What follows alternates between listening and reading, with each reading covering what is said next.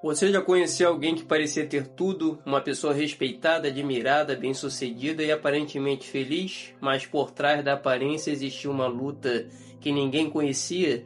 A história de Naamã, registrada em 2 Reis capítulo 5, nos mostra exatamente isso.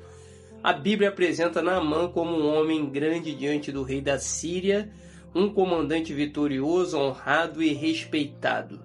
Porém, depois de mencionar todas essas qualidades, o texto faz uma declaração que muda completamente a forma como enxergamos esse homem, porém leproso. Que contraste impressionante! Ele tinha fama, poder, posição e reconhecimento, mas carregava uma enfermidade que sua armadura não conseguia esconder.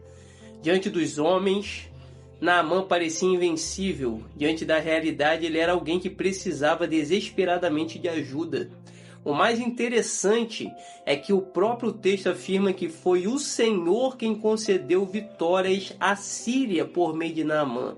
Isso significa que Deus já estava agindo em sua vida antes mesmo que ele o conhecesse. Naamã atribuía suas conquistas aos seus méritos, à sua capacidade militar ou talvez aos deuses de sua nação. Mas a Bíblia deixa claro que o verdadeiro responsável por suas vitórias era o Senhor.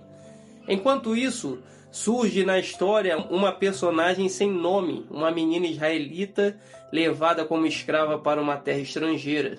Humanamente falando, ela não tinha importância alguma. Era jovem, era mulher, era escrava e estava longe de sua família.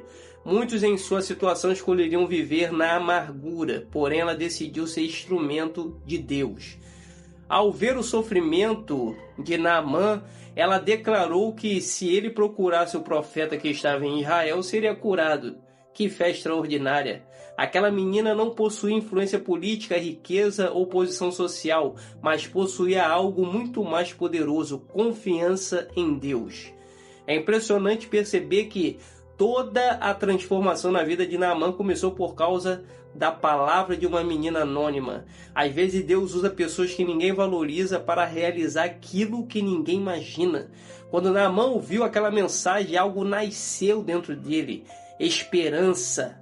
Ele precisava de uma resposta, precisava acreditar que sua situação não era definitiva. E talvez existam pessoas assistindo a esse vídeo que também precisam dessa mesma esperança.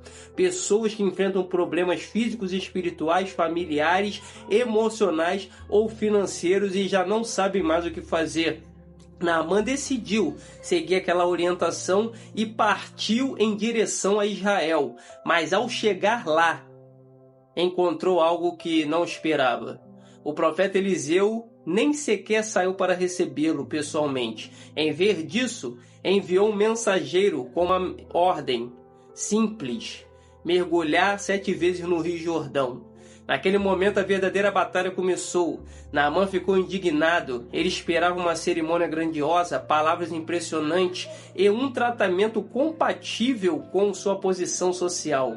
Mas Deus escolheu um caminho simples. O problema nunca foi o Rio Jordão. O problema era o orgulho. Naamã acreditava que Deus deveria agir segundo suas expectativas. Quantas vezes fazemos a mesma coisa? Queremos que Deus trabalhe de acordo com os nossos planos, com os nossos métodos e nossos desejos. Porém, a cura não estava nas expectativas de Naamã, a cura estava na obediência. Depois de ouvir o conselho de seus servos, ele decidiu deixar o orgulho ou o seu orgulho de lado. Entrou nas águas do Jordão e mergulhou uma vez. Nada aconteceu. Mergulhou 2 vezes, 3 vezes, 4 vezes, 5 vezes, 6 vezes, nada aconteceu. Mas quando completou o 7º mergulho, conforme a palavra do Senhor, sua carne foi restaurada e ficou como a de uma criança. Que cena extraordinária! Entretanto, o maior milagre não foi a cura física. O verdadeiro clímax da história acontece quando Naamã declara: agora sei que em toda a terra não há Deus senão Israel. Ele chegou procurando cura para o corpo, mas encontrou o Deus verdadeiro. Ele chegou carregando uma enfermidade, mas saiu carregando uma experiência com o Senhor. A pele foi restaurada, mas o coração também foi transformado. Essa história nos ensina que Deus continua usando pessoas simples para realizar grandes obras. Ensina que nenhuma posição social é capaz de substituir a necessidade que temos de Deus.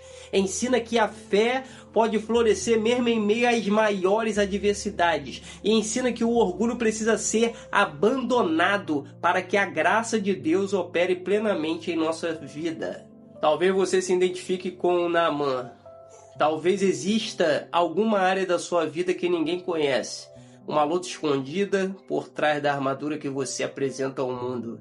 Ou talvez você se identifique com a menina escrava. Você sente que sua situação atual limita seu futuro. Mas a mensagem de 2 Reis 5 é clara.